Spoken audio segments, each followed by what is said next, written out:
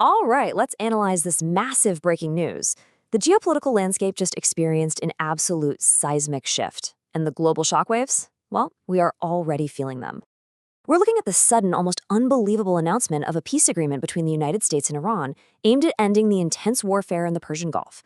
So let's dive right into this explainer, because understanding how we actually got here and what exactly is on the table is absolutely critical. We're going to break down the timeline, the intense back-channel diplomacy, and the specific terms of this historic draft agreement, sticking strictly to the facts.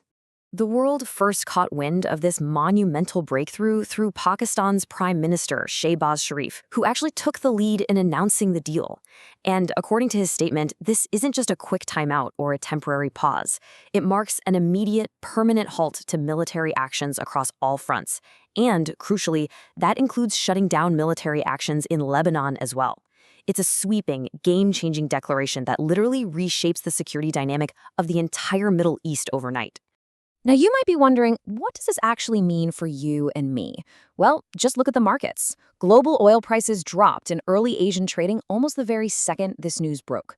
The sheer tension in the Gulf had been squeezing the global energy market incredibly tight, and this announcement, it provided an instant, collective sigh of relief for the global economy. It's a perfect, real-world example of how these high-level diplomatic agreements hit right at our wallets. Okay, here is our roadmap for today. First, the historic peace agreement itself. Second, the behind-the-scenes diplomacy. Third, a quick recap of the war. Fourth, the actual terms of the deal. And finally, why the Strait of Hormuz is the center of it all. Starting off with Section 1, Diplomacy and Mediation, Behind Closed Doors. The absolutely critical number you need to know here is 15. According to Iran's deputy foreign minister, Qatari mediators engaged in a grueling 14 to 15-hour marathon negotiation session right in the heart of Tehran. I mean, just imagine the pressure in that room.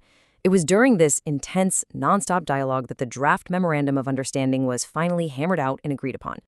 And honestly, it literally took a global village to bring the U.S. and Iran to the table. You've got Pakistan acting as the lead mediator and the public face of the deal. Qatar did the heavy lifting on the ground in Tehran. Meanwhile, the E4 nations, that's the UK, France, Germany, and Italy, have officially stepped up to pledge their support to make sure this breakthrough actually holds. And finally, Switzerland is stepping into its classic neutral role, preparing to host the official signing. Moving to Section 2, Background of the War. Escalation to peace.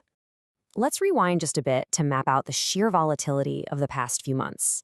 This whole thing kicked into overdrive on February 28th, when the U.S. and Israel initiated attacks that killed several top Iranian leaders. Within weeks, Iran retaliated hard, striking U.S. bases and Israeli targets.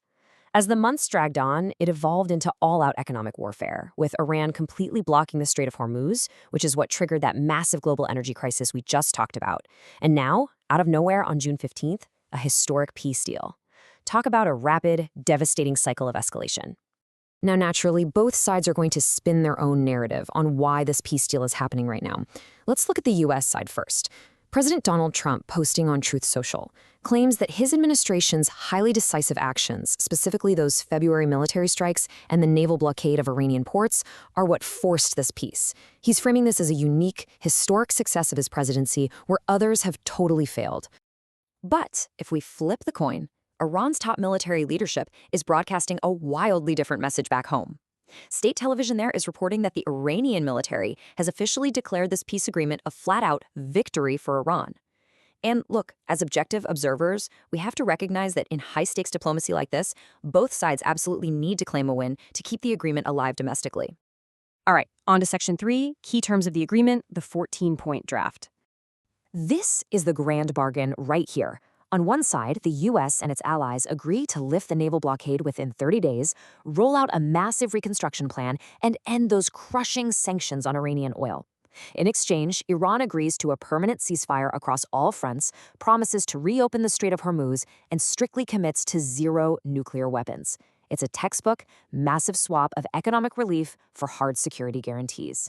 And I really need to draw your attention to this staggering number, $300 billion. With a B. According to the reported draft details, this is the bare minimum the U.S. and its allies are planning to inject for the reconstruction of Iran. It completely highlights the massive economic stakes involved and the sheer financial weight required to stabilize this region after months of war. But hey, don't celebrate just yet, because this is far from a done deal. Iranian media is making it very clear that the final formal negotiations still have to take place over a 60-day window. And Iran's deputy foreign minister has laid out some very strict preconditions before those talks even start. They want at least half of their frozen assets released immediately, an outright suspension of oil sanctions, and an end to the naval blockade. So yeah, the next few weeks are going to be a total diplomatic high-wire act. Which brings us to Section 4, the importance of the Strait of Hormuz, the global choke point. Why is the entire world obsessing over this one specific stretch of water? Simple. A massive 20% of the global oil and gas supply flows right through the Strait of Hormuz. 20%. It is the literal definition of an economic choke point. When Iran blocked it earlier, they effectively held 1/5 of the planet's energy supply hostage. That right there is why this isn't just some regional dispute, it's an absolute global crisis.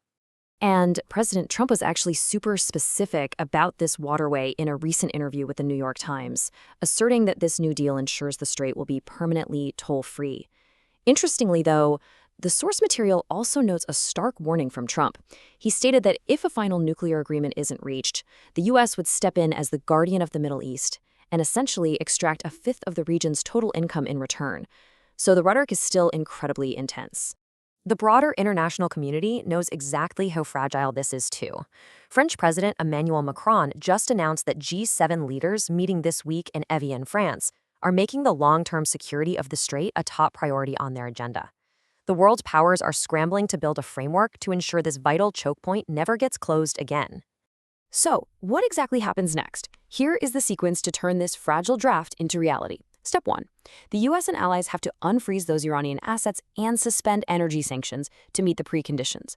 Step 2. Everyone heads to Switzerland this Friday for the official signing. And Step 3. Within 30 days of that signing, the blockade gets lifted and the Strait of Hormuz reopens fully. The clock is absolutely ticking. Which leaves us with the ultimate $300 billion question to wrap up this explainer. Will this 14-point framework actually hold together during the grueling 60-day negotiation window, or are we simply looking at a temporary pause in a much longer, darker conflict? Both sides are taking victory laps, hundreds of billions are on the line, and the entire global energy market is holding its breath. It is a wildly precarious moment in history, and we are just going to have to see how this diplomacy plays out.